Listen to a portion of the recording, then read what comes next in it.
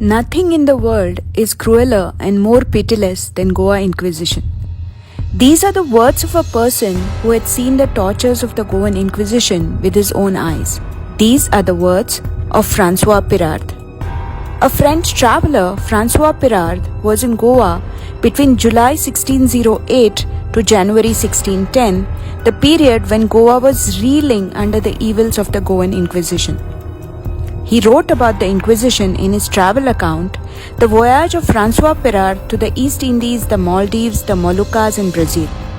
His account gives a clear and detailed contemporary account of the Goa Inquisition as it happened. In this video, we will analyze the account of Francois Pirard to understand the cruel procedure of the Inquisition that had taken place in Goa. According to Pirard, the procedure of Inquisition in Goa was much more severe than even in Portugal. Goan Inquisition burnt the Cristianos Nocios alive.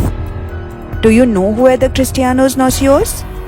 Cristianos Nocios means new Christians, people who had been newly converted to Christianity from Judaism, Hinduism and Islam. An inquisitor could arrest any individual on the slightest suspicion of being a heretic. Such an individual was presented before the Holy Inquisition and all her property was seized. Pirard says, "Nothing in the world is crueler and more pitiless than this process. A single witness, the slightest word, the slightest doubt was enough to condemn a man to death by torture. Even a word from a child was used to throw people into prison." But what was their crime? Not theft, murder, assault, or rape. Most of the time, people were arrested on the charges of hiding murtis of their old gods inside their house. Can you imagine this? People were arrested for practicing their Hindu or Islamic traditions. They were arrested for not eating pork or beef. They were arrested for not drinking wine. They were arrested for using their former dress and ornaments because even that was considered a crime. Once a person was arrested by the court of Inquisition, there was no proctor or advocate to speak for him. He had no rights. No friend or family member would dare to say a word for him or even visit him in the torture chambers of the Inquisition.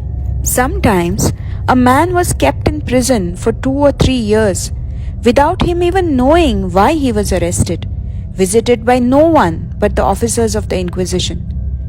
If a Hindu or a Muslim would try to convince someone to not get converted, he too was subjected to the terrors of the Inquisition. Francois Pirard mentions that such cases used to happen very often and such prisoners were treated very harshly. It is impossible to calculate the number of people put to death during the Goan Inquisition as the church used to regularly destroy its records. According to Francois Pirard, a ceremony called Auto da Fe used to take place on great feast days in the churches of Old Goa. In this macabre ceremony, all prisoners were forced to march together in a procession, dressed in shirts steeped in sulfur and printed with flames of fire to signify hell, from the prison to the cathedral. A mass and sermon were conducted in the cathedral, wherein they received the most strenuous remonstrances. If the prisoners refused to show any repentance or accept the charges even, they would be condemned to death. They would then be marched to a place called Campo Santo Lazaro. The condemned prisoners would then be burnt alive in a public ceremony. This is a first-hand account of the Goan Inquisition by a contemporary traveller. It tells us how brutal the Goan Inquisition truly was and how inhumanly it treated the Hindus, Muslims and Jews of Goa.